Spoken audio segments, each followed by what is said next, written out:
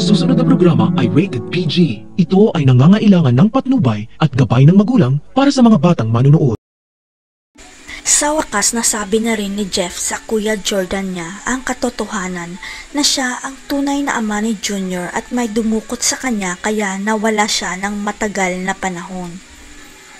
Pero sa paglantad ni Jeff ng katotohanan, naging kapalit naman ang buhay niya dahil walang awa siyang binaril ni Alakdan para hindi ito makapagsumbong sa mga pulis.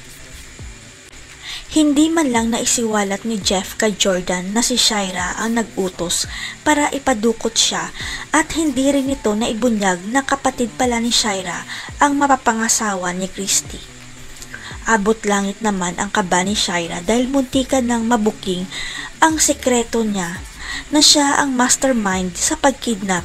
Sa isip niya mabuti na lang at nabaril si Jeff.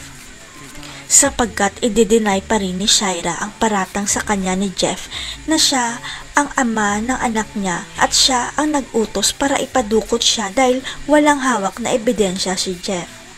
Kayang i-fake ni Shaira ang DNA test result sakaling ipa-DNA test ni Jordan si Junior basta wag lang maliligtas si Jeff sa ICU para hindi na mabubuking ang kanyang sikreto.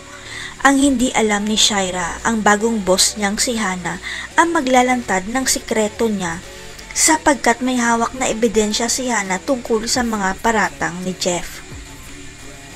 Ang hindi alam ng lahat, ipinarecord ni Jeff kay Hannah sa cellphone nito na siya ang totoong ama ni Junior at si Shaira rin ang nagpadukot sa kanya at kapatid ni Shaira, si Leon. Alam kasi ni Jeff na ipapatay pa rin siya ni Alakdan sa oras na makatakas siya, kaya sinigurado ni Jeff na mailantad niya ang kademonyohan ni Shaira sa Kuya Jordan niya.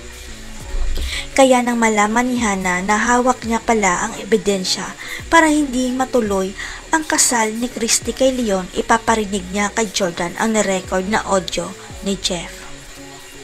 Hindi rin kaya matutuloy ang kasal ni Christy dahil bistado na ang sikreto ni Leon.